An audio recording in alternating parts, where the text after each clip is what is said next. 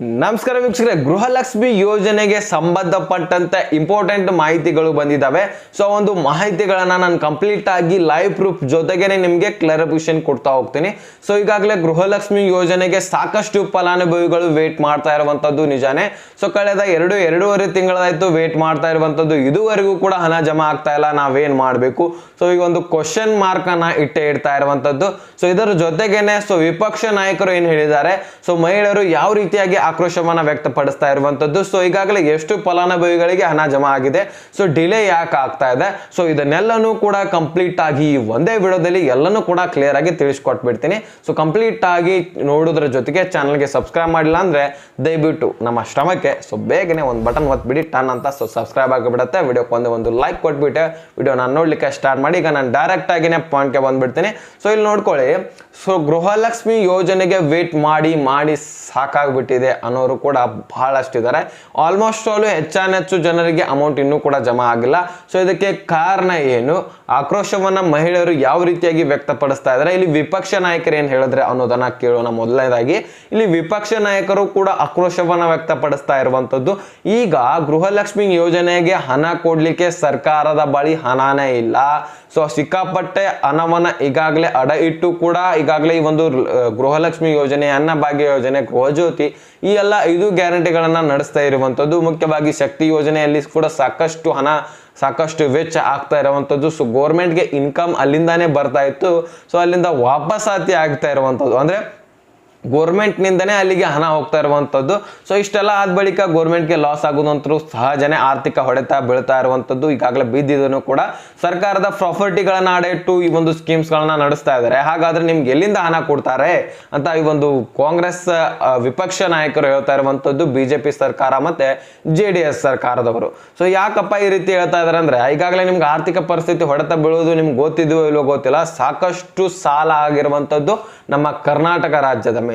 So Karnataka ರಾಜ್ಯದ ಮೇಲೆ ಸಾಕಷ್ಟು ಸಾಲ ಆಗ್ತಾ ಇದೆ ಅಂತ ವಿಪಕ್ಷ ನಾಯಕರು ಹೇಳ್ತಾ ಇದ್ದಾರೆ. ಅದ್ರ ಜೊತೆಗೇನೆ ಮಹಿಳೆಯರಿಗೆ ಏನ್ ಹೇಳ್ತಾ ಇದ್ದಾರೆ ಅಂದ್ರೆ, ನಿಮ್ಗೆ ಹಣ ಬೇಕಂದ್ರೆ ಗೃಹಲಕ್ಷ್ಮಿ ಯೋಜನೆ ನಿಲ್ಲಿಸ್ತಾ ಇರುವಂತದ್ದು ಇವರು ಪ್ರತಿಭಟನೆಗೆ ಇಳಿರಿ, ಪ್ರತಿಭಟನೆ ಮಾಡಿ ಅವಾಗ ಮಾತ್ರ ನಿಮ್ಗೆ ಹಣ ಹಾಕ್ತಾರಂತ ಸೊ ಮಹಿಳೆಯರಿಗೆ ವಿಪಕ್ಷ ನಾಯಕರು ಹೇಳ್ತಾ ಇರುವಂತದ್ದು.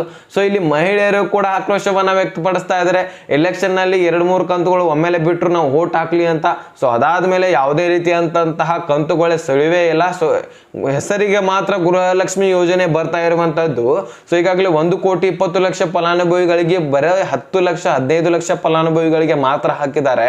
ಸೊ ಬರೀ ಡಾಕ್ಯುಮೆಂಟ್ಸ್ ಗಳನ್ನ ರಿವೆರಿಫಿಕೇಶನ್ ಮಾಡ್ತೀವಿ, ಹೊಸ ರೂಲ್ಸ್ ಗಳನ್ನ ತರ್ತಾ ಇರುವಂತದ್ದು. ಸೊ ಒಂದು ರೂಲ್ಸ್ ಗಳನ್ನ ಮೊದಲೇ ಆಗ್ತಿರ್ಲಿಲ್ಲ, ಈಗ ಯಾಕೆ ತರ್ತಾ ಇರುವಂತದ್ದು ಅಂತ ಸಾಕಷ್ಟು ಕ್ವಶನ್ ಮಾರ್ಕ್ ಗಳನ್ನ ಮಹಿಳೆಯರು ಇಡ್ತಾ ಇರುವಂತದ್ದು ಮಾಧ್ಯಮದಲ್ಲಿ.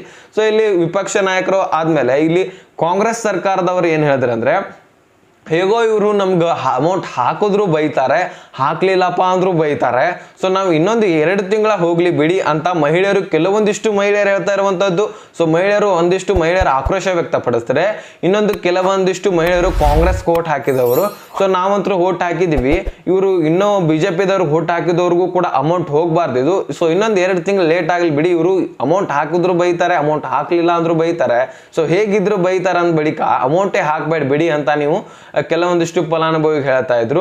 ಸೊ ಈ ಕಡೆಗೆ ಕಾಂಗ್ರೆಸ್ ಸರ್ಕಾರದವರು ಮಹಿಳಾ ಮತ್ತು ಮಕ್ಕಳ ಕಲ್ಯಾಣ ಇಲಾಖೆಯ ಸಚಿವೆ ಆದಂತಹ ಲಕ್ಷ್ಮೀ ಹೆಬ್ಬಾಳ್ಕರ್ ಮೇಡಮ್ ಅವರು ಏನ್ ಹೇಳಿದ್ರು ಅಂದ್ರೆ, ಇಲ್ಲಿದೆ ನೋಡಿ ಸೊಲ್ಯೂಷನ್ ಮುಖ್ಯವಾಗಿರುವಂತದ್ದು. ಸೊ ನಮ್ಗೆ ಯಾಕೆ ಡಿಲೇ ಆಗ್ತಾ ಇದೆ, ಸೊ ಇಲ್ಲದಕ್ಕೂ ಉತ್ತರ ಇಲ್ಲಿದೆ ನೋಡಿ. ಸೊ ಇದಕ್ಕೆ ಯಾಕೆ ಡಿಲೇ ಆಗ್ತಾ ಇದೆ ಅಂದ್ರೆ, ಸಾಕಷ್ಟು ಡಾಕ್ಯುಮೆಂಟ್ಸ್ಗಳು ಫೇಕ್ ಡಾಕ್ಯುಮೆಂಟ್ಸ್ಗಳನ್ನ ಹೊಂದಿದ್ದಾರೆ. ಸೊ 100% ಕ್ಲಿಯರ್ ಆದಂತಹ ಡಾಕ್ಯುಮೆಂಟ್ಸ್ಗಳಿಲ್ಲ. ಸಾಕಷ್ಟು ಹೆಸರುಗಳು ಚೇಂಜಸ್ ಇದಾವೆ, ಸಾಕಷ್ಟು ಹೆಸರು ಅಡ್ರೆಸ್ಗಳು ಕೂಡ ಚೇಂಜಸ್ ಇದಾವೆ. ಮತ್ತೆ ಇಲ್ಲಿ ಸಾಕಷ್ಟು ಆದಾಯ ತೆರಿಗೆಯನ್ನ ಪೇ ಮಾಡುವಂತವರು ಇದ್ದಾರೆ, ಸಾಕಷ್ಟು ಗೋರ್ಮೆಂಟ್ ಜಾಬ್ಸ್ ಗಳನ್ನ ಹೊಂದಿರುವಂತವರು ಇದ್ದಾರೆ. ಸೊ ಇಂಥವರೆಲ್ಲರನ್ನ ನಾವು ತೆಗೆದಾಕ್ತಾ ಇರುವಂತದ್ದು. ಸೊ ಡಾಕ್ಯುಮೆಂಟ್ಸ್ ಗಳನ್ನ ರಿವೆರಿಫಿಕೇಶನ್ ಮಾಡಿಕೊಂಡು, ಸೊ ಇವರು ಈಗಾಗಲೇ 2 ಲಕ್ಷದಿಂದ 3 ಲಕ್ಷ ಫಲಾನುಭವಿಗಳನ್ನ ಮಹಿಳೆಯರನ್ನ ತೆಗೆದಾಕ್ಬಿಟ್ಟಿದ್ದೀವಿ.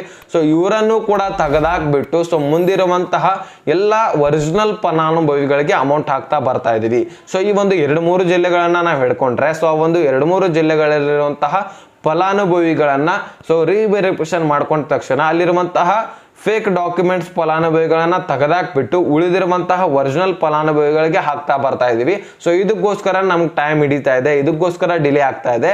ಸೊ ಇದರಿಂದ ಎಲ್ಲರಿಗೂ ಕೂಡ ಹಾಕ್ಬೋದಾಗಿತ್ತು. ಸೊ ಆದ್ರೆ ಇದರಿಂದ ಸರ್ಕಾರಕ್ಕೆ ಹೊಡೆತ ಬೀಳುತ್ತೆ, ಆರ್ಥಿಕ ಪರಿಸ್ಥಿತಿಗೆ ಹೊಡೆತ ಬೀಳುತ್ತೆ.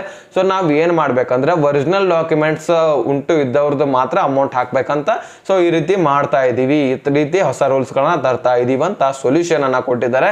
ಸೊ ಅದನ್ನ ನಾನು ನಿಮ್ಗೆ ತಿಳಿಸ್ಕೊಟ್ಟಿದ್ದೀನಿ ಈಗ. ಸೊ ಕಂಪ್ಲೀಟ್ ಆಗಿ ಅರ್ಥ ಆಗಿದ್ರೆ ಸೊ ಲೈಕ್ ಮಾಡಿ, ನಿಮ್ಮ ಸ್ನೇಹಿತರಿಗೆ ಶೇರ್ ಮಾಡಿ, ಸಬ್ಸ್ಕ್ರೈಬ್ ಮಾಡಿ ಅಂತ ಮತ್ತೆ ಮುಂದಿನ ಮಾಹಿತಿ ಸಿಗೋಣ.